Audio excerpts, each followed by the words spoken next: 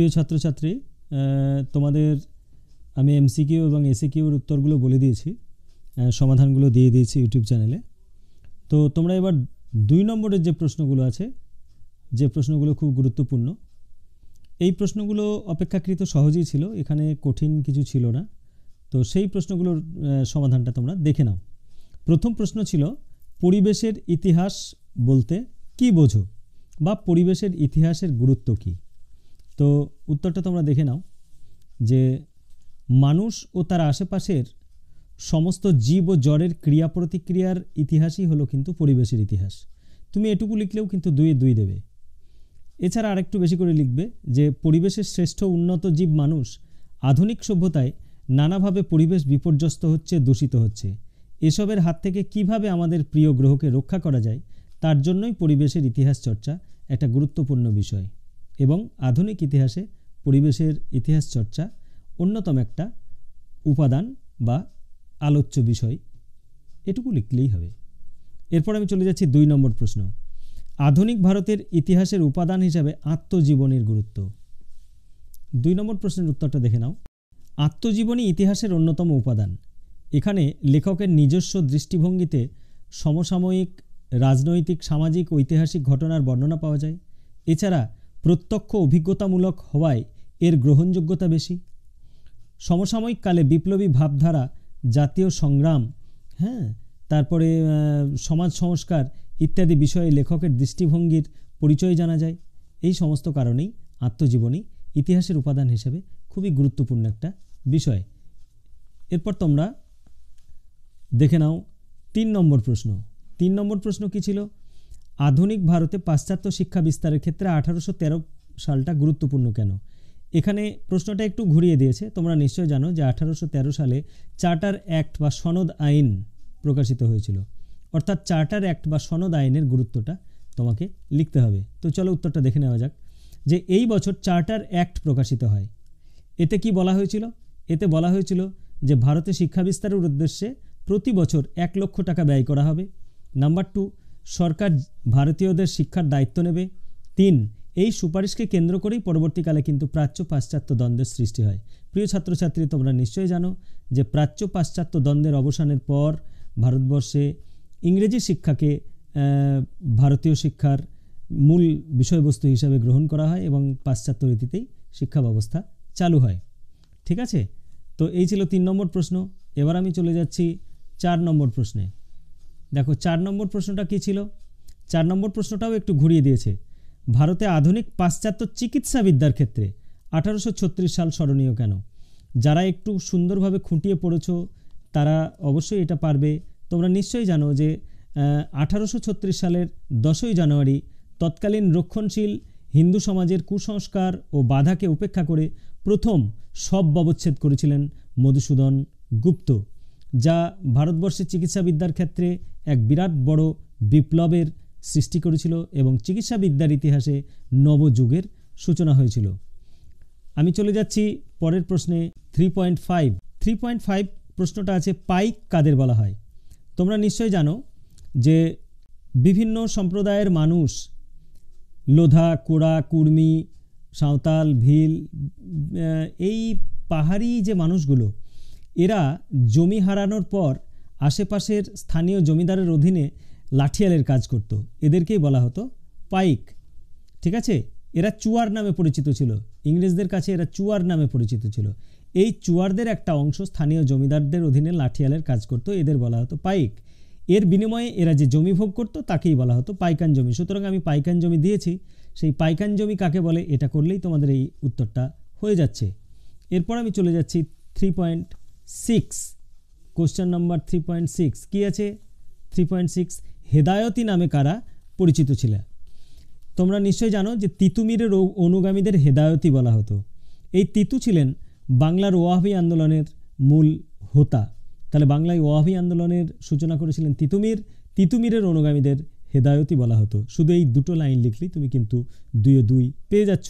সুতরাং 2 নম্বরের উত্তরগুলোকে তুমি খুব কঠিন বলতে পারো না। এরপর আমি চলে আসছি বর্তমান ভারত গ্রন্থটি কিভাবে জাতীয়তাবাদ উন্মেষে সাহায্য করেছিল? তোমরা নিশ্চয়ই জানো বর্তমান ভারত গ্রন্থের রচয়িতা স্বামী বিবেকানন্দ। স্বামী বিবেকানন্দ এই গ্রন্থের মাধ্যমে সমাজের অবহেলিত শূদ্রদের অধিক গুরুত্ব দিয়েছিলেন।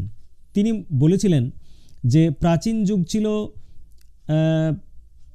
মুনি ঋষিদের যুগ, মধ্যযুগ হলো ক্ষত্রিয়দের যুগ এবং আধুনিক যুগ হবে শূদ্রদের যুগ।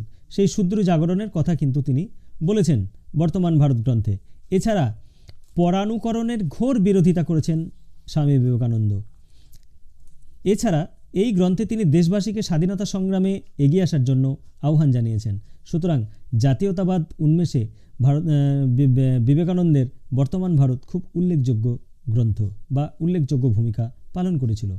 এরপর চলে যাচ্ছে আমি তোমাদের 3.8 গগনেন্দ্রনাথ স্মরণীয় কেন।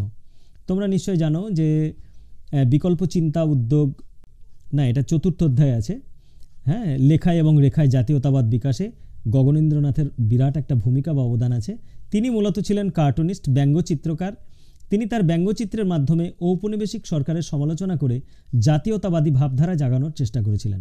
এছাড়া বাঙালির অন্ধ অনুকরণ প্রিয়তাকে তীব্র সমালোচনা করে তার আঁকা কার্টুনগুলি তাকে আজও স্মরণীয় করে রেখেছে। ঠিক আছে, বিরূপ বজ্র, হ্যাঁ, তার উল্লেখযোগ্য একটা কার্টুন গ্রন্থ, নবহুল্লোর, এইগুলোর মধ্যে সেই ব্যঙ্গচিত্রগুলি তিনি এঁকেছেন। এর পরের প্রশ্নে আমি চলে যাচ্ছি 3.9 যে বিদ্যাসাগর ষাট কি। বিদ্যাসাগর ষাট কি? যে বাংলা মুদ্রণ শিল্পে বিদ্যাসাগর বিরাট বড় অবদান রেখেছিলেন। তিনি কম্পোজিটরদের ছাপানোর সুবিধার জন্য যৌগিক অক্ষরের গঠনের জন্য বাংলা মুদ্রণে অর্ধাংশ অক্ষর ব্যবহার করতেন। একে অর্থাৎ এই নতুন বিন্যাস বিদ্যাসাগর ষাট নামে পরিচিত ছিল। তো এটা তোমাদের ক্ষেত্রে হয়তো একটু কঠিন মনে হতে পারে। এরপর আমি চলে যাচ্ছি 3.10 ছাপাখানার বিকাশে বটতলা প্রকাশনের গুরুত্ব।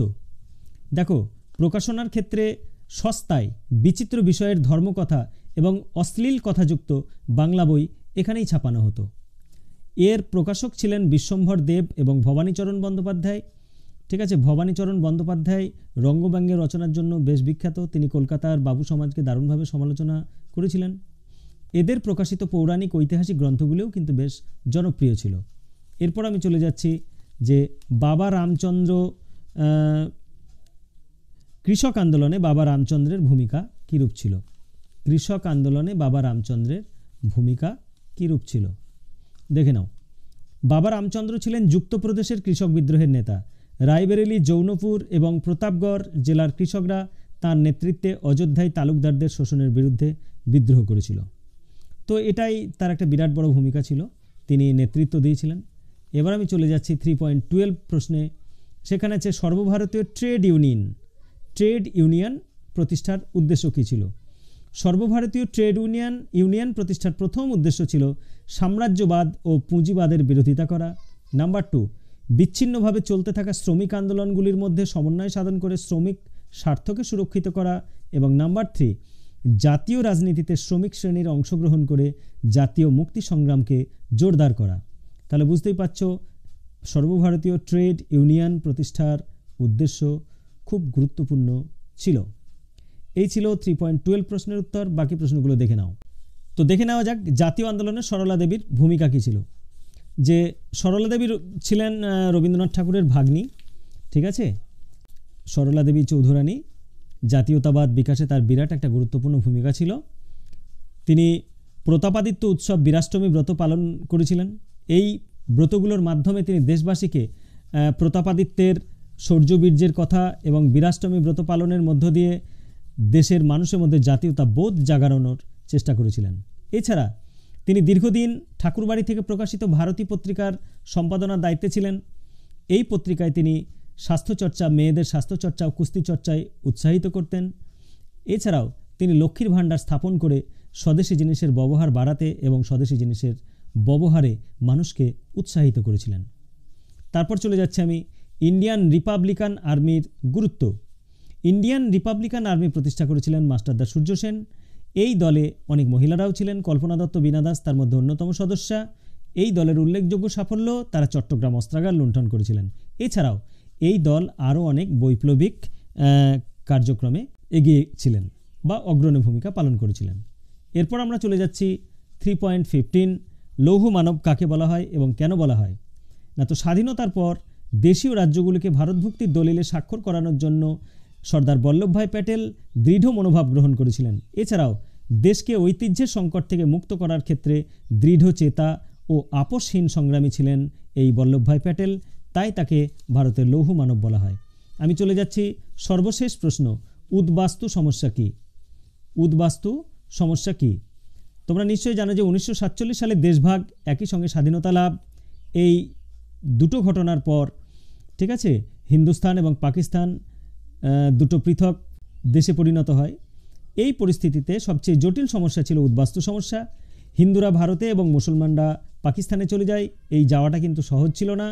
এই যাওয়ার সময়ে তারা নানা রকম সমস্যার সম্মুখীন হয়েছিল। খুন, ধর্ষণ, লুটপাটের মতো ঘটনায় মানুষ চরম বিপর্যস্ত হয়েছিল।